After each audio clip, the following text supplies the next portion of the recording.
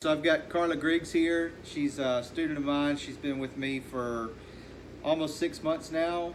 We started out up in Nashville, Tennessee, doing lessons, and she's been kind enough to stick with it. And she's a great guitar player and even better person. So we're gonna just kind of give you an idea of what these lessons are like, and we'll go over a few concepts and different things that you can steal from this, and if you want to expand on it, give me a shout and we'll do some Skype lessons. So Carla's already kind of ahead of this game, so we're kind of playing pretend a little bit here, but anyway, she's my guinea pig for today. Hey Carla, how you doing? I'm good. I'm happy to be here. Happy to help you. Awesome. Glad for you to be here as well. Okay, so what kind of things are we working on? What's some questions you might have, and what can I help you with?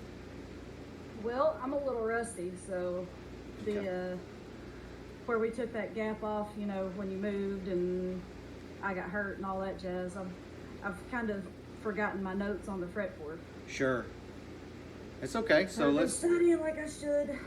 Okay, well, let's start kind of bare basics. This is if you take your alphabet and you look A to G, so A, B, C, D, E, F, G.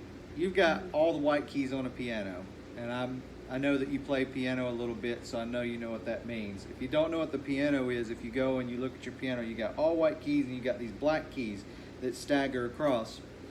Well, if we say our alphabet, A to G, A, B, C, D, E, F, G, now we need to add in some sharps and flats, okay?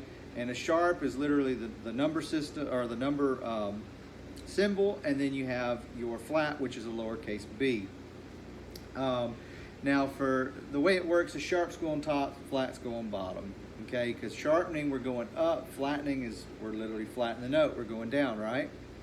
Right. Okay, so if we go with A, the way we need to look is that we need to sharpen the A, so we go A sharp. And then we can look ahead to see that B is our next, and we can say, let's flatten that to B flat, and you can kind of see there it's A sharp, B flat, all right? And we can kind of start this on our A string. So assuming that you know all the strings names here, what the strings have been tuned to, E, A, D, G, B, E. Well, if we look at our A string, we know that string has been tuned to A, so that is the A note. Now, if we take our first finger here and we play the next fret up, that's going to be A sharp or B flat, okay? So if you did that on a piano, you would hit the A note and then you would go up to that black key, and that would be your A sharp, B flat. We're not playing piano here, so we're not gonna talk too much about that. Now, just like in the alphabet, we have B. So then we go up a half step and we have B. So we have A sharp, B flat, and B. How do you know I half step on the guitar? Okay, good question. So you have what's called half steps and whole steps, okay? And a half step is a semitone, so it's just one tone up, right? So that's, or one note away, all right? So just like on the piano, we're talking about white key, black key is a half step. But if you were to go A to B, that's gonna be a whole step because you're skipping that black key. Does that make sense? Yeah. Okay, cool. So this is from here to here is a half step? It's a half step, and if you were to go from that A to that second fret, that would be a whole step. So everything moves. Okay. Everything moves in half steps. So all those would be half steps. But if we went, that would be all whole steps. Okay. All right. So moving on here, we've got A sharp, B flat, B. Then we have a half step, okay? And if you were to look on the piano, you'd see two white keys next to one another. That's going to be B and C. So here, those two are only a half step away. Now,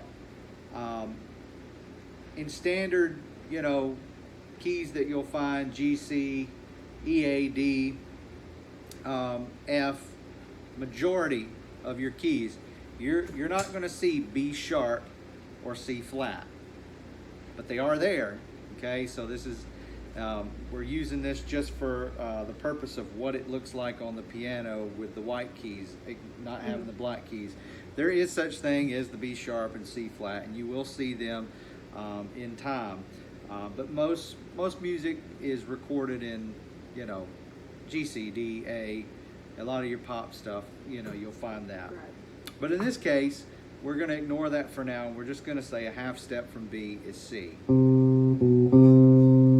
Okay? So we have A sharp, B flat, B, then C.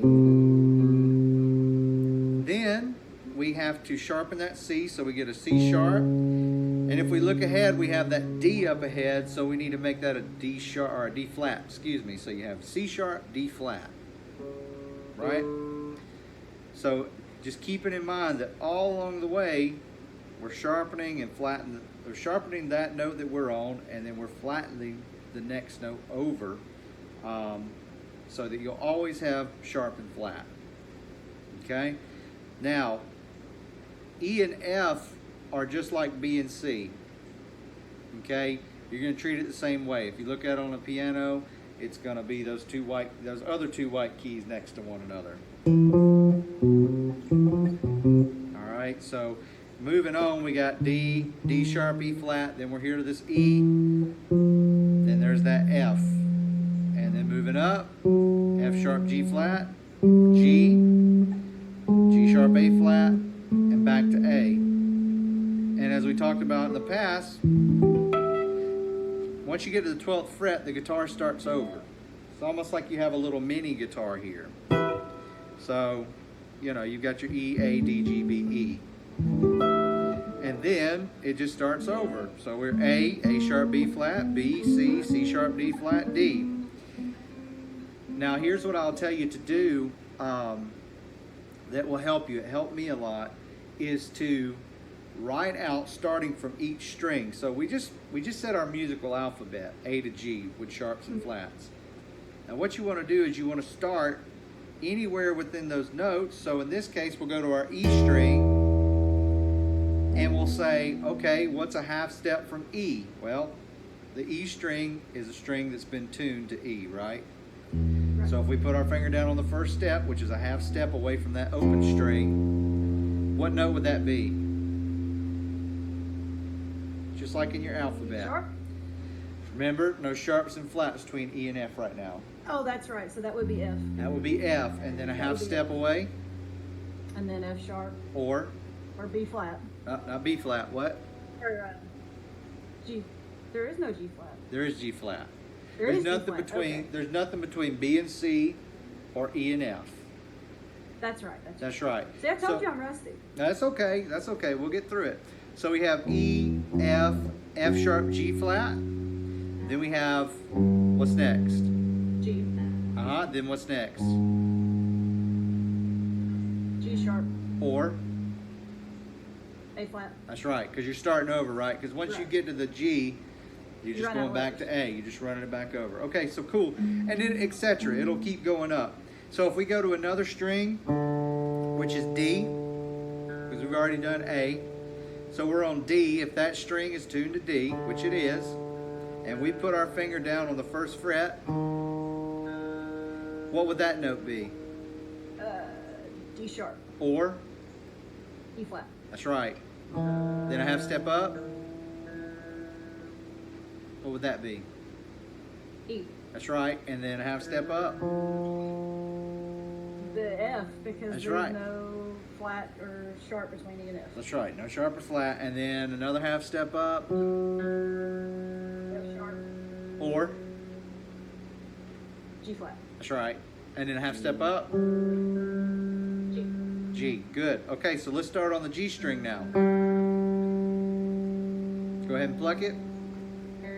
So this string's been tuned to G, and if we, from that, do a half step from that open string to our first fret, what note would that be? G sharp. G sharp or? A flat. A flat. And then a half step up from there. A. Half step up from there. A sharp or B flat. That's right. A half step up from there. B. And then a half step from there. C. That's right. That's right, because we're not using the sharps and flats between there right now. Okay, and on a tuner, so depending on what type of tuner you have, like I have a TC Electronics one here. If you had like a snark or just about any kind, they'll read a little differently than one another. But some will, they'll tell you only sharps. They won't show you the flat, okay? Because they're assuming you're tuning up, not down, I guess is the reason why. And then the other thing is like with a snark, I think that it has a light or something that shows you whether you're going flat or you're going sharp, but it may not actually tell you a flat or a sharp. So you just have to be aware of that, and they're fairly easy to figure out, but nonetheless. So now we're on the B string. If this string is tuned to B, which it is, it's open, and we go to the first fret, what would that give us? What note would that be? B sharp. No, F. Oh, if it's B? No, not F. B, C. C, right. So, and then after C would be? C sharp. That's right. Or yeah, C sharp or what? I'm sorry. D flat. D flat, yep, and then D, right? And then we're back to E, and then E, F, F sharp, G flat, G, G sharp, A flat, A, and so on. So one thing you can do, you don't even need your guitar for this, is to get a piece of paper out, which we've done before, and take each string and write your chromatic scale, because that's what this is, if we failed to mention this in this so far. This is a chromatic scale. This is the beginning of music. This is all of the notes in order, regardless of where you start in that order. Because you can't do anything else unless you know the notes, right? You can't build scales, you can't build chords, you can't do anything without it. So, write down, get a piece of paper out, and write down your musical alphabet. A sharp, B flat, B, C, and that would be B then C. You know, some people make the mistake of going B and C. They're not the same. It's not like a sharp and a flat. So it'd be A sharp, B flat, then B, then C sharp, D flat, D sharp, E flat, E, F sharp, G flat, G, G sharp, A flat, and then back to A. So that would be the A string. And then move on to the E. And move on to, you know, you can do it in order. You can do E, A, D, G, B, E. And then just write that. When you're at work, or if you're just, you know, hanging out of the house and you're just bored and want to do something quick, it'll take you just maybe 10 minutes at the most. And when you get quick at it, I mean, you can write it in just a couple minutes, write them all out. Right. And then once you've kind of conquered that, you know the strings, then take it and then start from a totally different note. So start from C or start from A sharp, B flat. You know, just start from a note. And then from there you will notice that you'll start to identify the strings a little easier. You'll be able to find the notes a lot quicker. So if you know that, you know, if you look at a G chord, it's not a G chord just because of its shape. You know, the shape does not make it a G chord. The notes within inside of that make it the G chord. And we can talk about that as well at another time. But yeah, that'll get you going on that. Do you have any questions? You said something about scales a minute ago. What's a scale? I thought we just did the chromatic scale. That's right. So we just did the chromatic scale. So with the chromatic scale, you're going to have every single note, right? So that's everything. Right. No matter where you start from. Right? But that's not extremely musical. It can be if you use it properly. But then you get into the actual scales and you'll start from what we call the major scale. And you have a formula for that, okay? So the way that works is you work off of whole steps and half steps. So remember, a whole step is a note, you skip a note and go to another note, right? Or another tone. Right, so that would be... That's right. A whole fret, okay. Yeah, so from there, F to G would be a whole step. Okay. Or E to F sharp would be a whole step. So we'll start out with no sharps or flats. We'll do a C major scale. All right, so if we start here and we start from a C, and you'll want to write this formula down, keep it with you so you can figure out, because this will apply to all major scales, okay? So you'll go C, and it's a whole step from C. So you don't start the formula after the note, or you don't start, I don't know how some students do this, but they do. They'll start the note after the formula starts, but you want to start the note before the formula. So if we're trying to do a C major scale, then we want to do C, a whole step from C, which would be D. All right? Then we have another whole step, which is E. All right? And we can keep this going on one string. We need a half step, which would be F. Then we need another whole step. Then we need another whole step, which will give us the A. So far we've got C, D, E, F, G, then A. Then we need one more whole step, and that will give us B. And then we need a half step, which will give us back, it'll get us back to that C. So, right? Now that's one scale. Now, we're going the length of the neck there with our major scale. We can move this in a lot of different places. We can start with a first position, right? So we could stay. Here's a good exercise for you, is to stay within the first, say, 3 frets, okay? And then start building out of that and say, okay, well, I found out how to do the C major scale just in the first 3 frets. So for instance, C, and we said D was our next one, which would be a D open string, right? Yeah. And then we need an E, so that would be 2nd fret. And then we need, what comes after E? F, right? F. Yep. All right. And then we said we're staying in our first 3 frets, so we need a G. We have a G open. And then what else comes after G? G sharp, A flat. That would be chromatically speaking. Oh, that's the chromatic, so that would be A whole step A. from G would be A, right? Yep, on the G string. And then we need a B. And then what comes after B?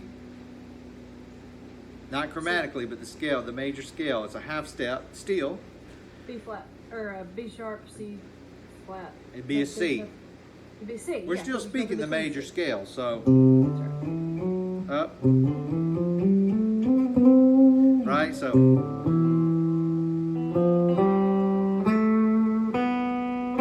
and then we find that C right there on that first fret. All right, so breaking this down, so let's clarify a couple things, because we had a couple confusing moments between what's the chromatic, what's the major scale. Okay, so yes, if you're speaking just half, doing the half steps, then yes, you're going to find what you found, right? Right. So a couple of rules to write down. Within the chromatic scale, write down no sharps or flats between B or C, and then write down no sharps and flats between E and F, okay?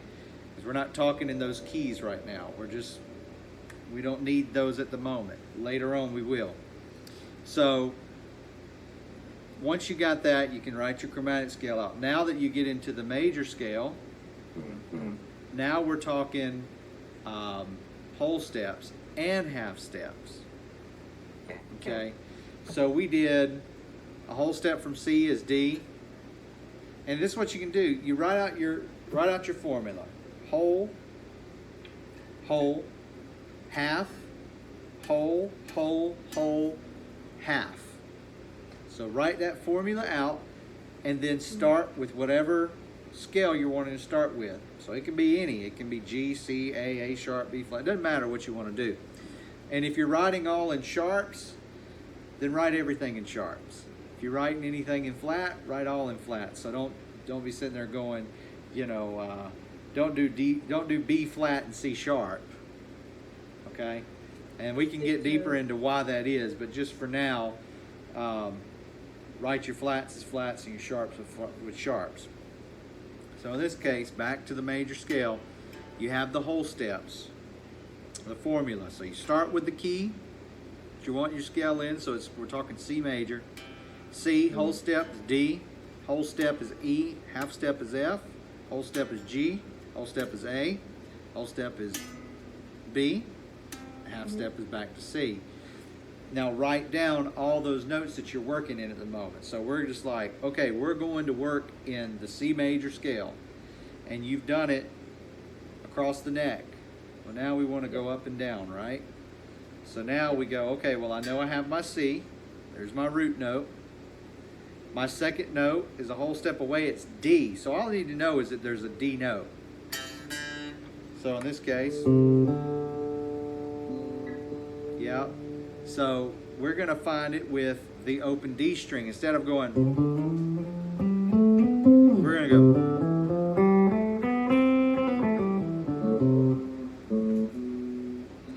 So in this case, we got C, then we need D, E, F, G, then we need A, B is open, C is first fret on the B string.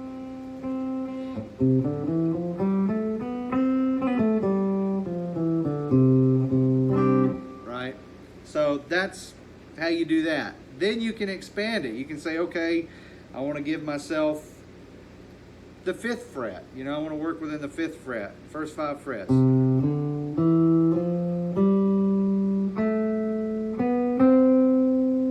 But it's still the same notes. You're just looking at them. Another thing you can do is download, you can go to Google and look up blank neck diagram. And you can print those off. And those are really good to write out your notes with. And say, okay, I want to work within the C major scale, then color in all the dots where you know the notes are from the C major scale. And then you'll sit there and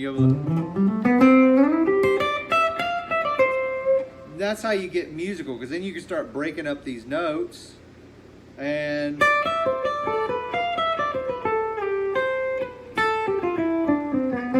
right, and it's not doesn't sound like a scale.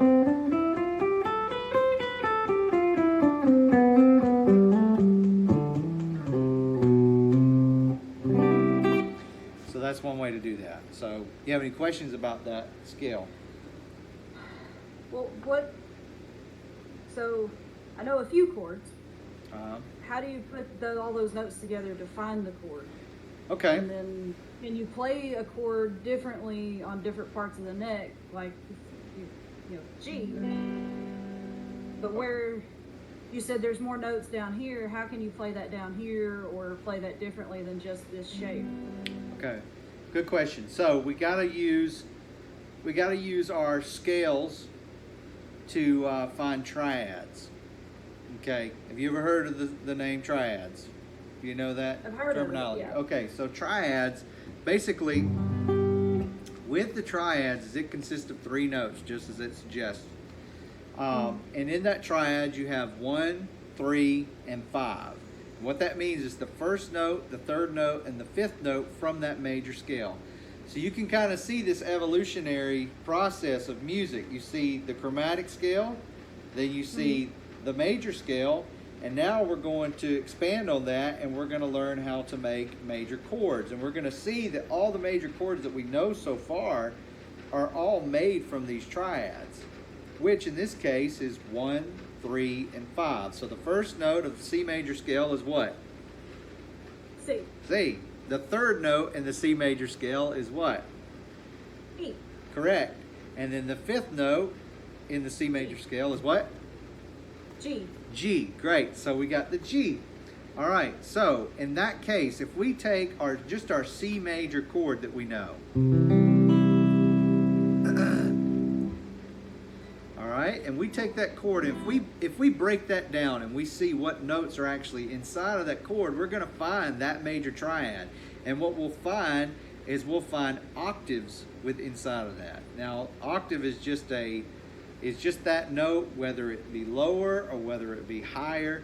So is that why we have two different E strings, but they both sound different, even though they're kind of the same? Exactly, yeah, because you've got a low E and a higher E, right?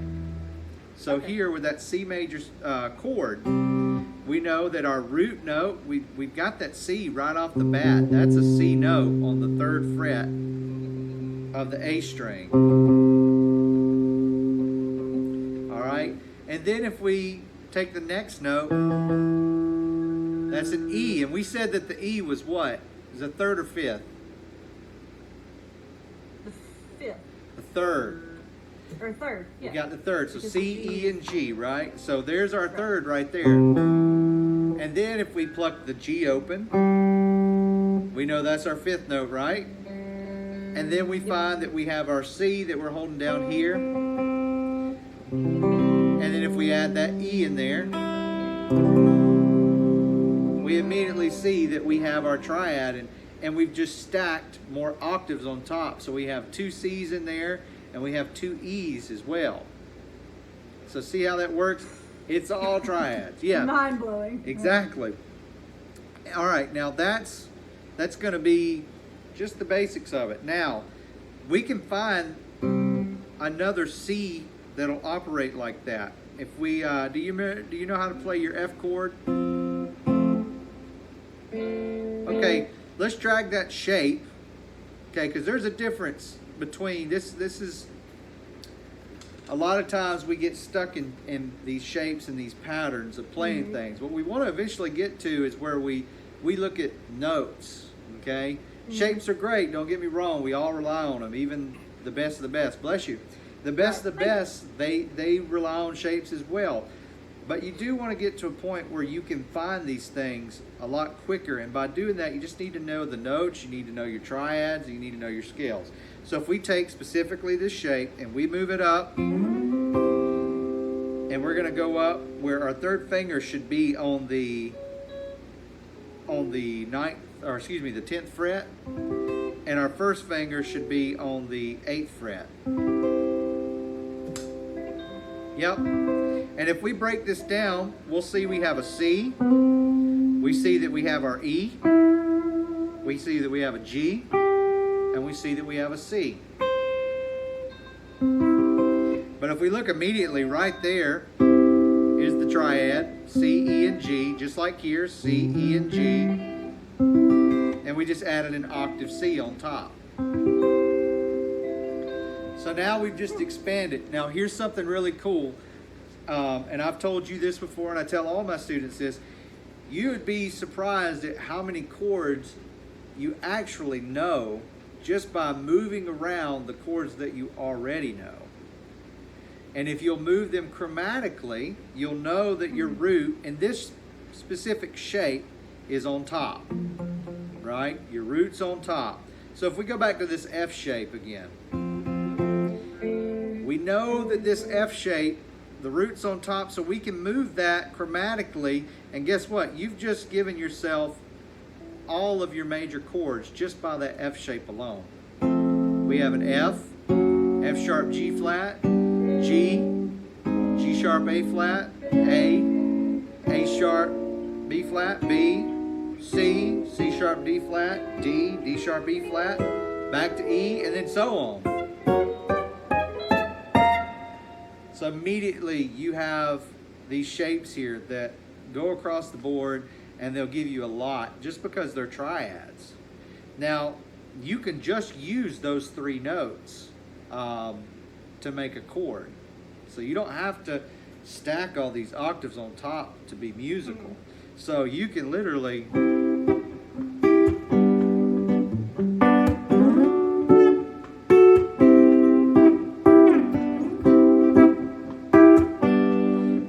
playing the full chord.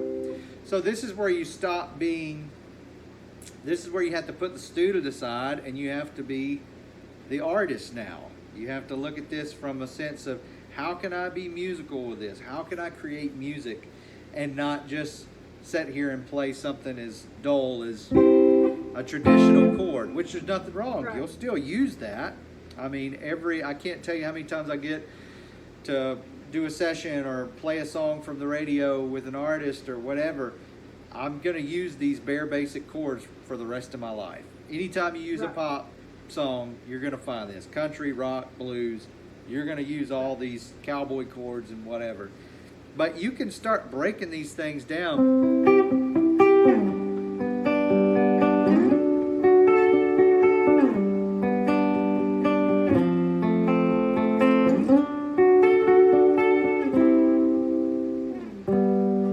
So you can mix it up however you like. So again, the triad, 1, 3, and 5, and you'll find as you start breaking your chords down, like G major, you have G as your root, you have B as your third, D. There's a G major triad. And then if you start expanding on this, you'll find that you have G. You have, well, let's start here. We'll flip it. Now, there's a thing called inversions. First inversion, second inversions. We'll talk about that briefly. Basically, all that means is that you're starting from a different point within inside of that triad. So here you start at 1, 3, 5. Well, then you can do a first inversion, which would be 3, 5, 1, and then your second would be 5, 1, 3. And you can invert that even more. But those are common ones. So in this case, if we keep that chord going, we'll find if we start from the D and do, or we'll start from the B. So B, D, G. Well, we just did 3, 5, 1, so that'd be first inversion. And then if we keep going and we do D, G, B, we've got another inversion there. And then so on. We just find that we have we basically just have a 1 and a 3 being played. Not really a full chord there because we're missing our 5th. But we could throw that other G in there. And we throw all of them, then you're just stacking octaves and you get a bigger sounding chord. That's how you get the chord. As you're stacking these triads, you're stacking octaves to get those. Does that all make sense? Yep. Have any other questions about that, or? I think so. So these are the same, right? So this is why it sounds Yeah. kind of dull and then kind of bright, but they're still the same note, right? They're still the same note. You've got a lower octave and a higher octave. And what's great about that, I show this to my little kids all the time and they get instant gratification out of it, is you can take this shape and you can move those 2 octaves up and down the neck.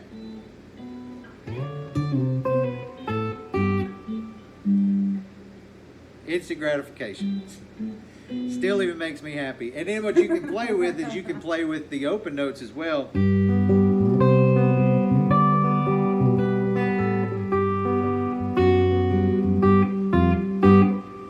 know, and as long as you're rhythmic with it, you might come up with something. But yeah, you got your octaves there, and that'll help you with that. Anything else you can think of? And again, this is like kind of bare basics, you know. We're just kind of giving an idea of what a Skype lesson would be. But if you want to like really focus on a specific point, you know, like, hey, let's expand on those chromatic ideas. I want to learn how to play some licks in the chromatic scale. Or I want to learn how to expand on those triads, and how can I, we can spend 30 minutes to an hour to a month's worth of lessons just focusing in on each one of those. These are just kind of like some highlight points just to kind of get across some of my older students work with every day. So, and you're definitely one of my older ones that gets this stuff and uses it. So, you have any other questions? I don't think so. Okay, good deal. All right, well, you know where I am. If you need anything else, and of course we will. So, but I appreciate you being part of this, and we'll get this out soon. Cool. Thank you so much. I'm glad I could get a good refresher. Absolutely.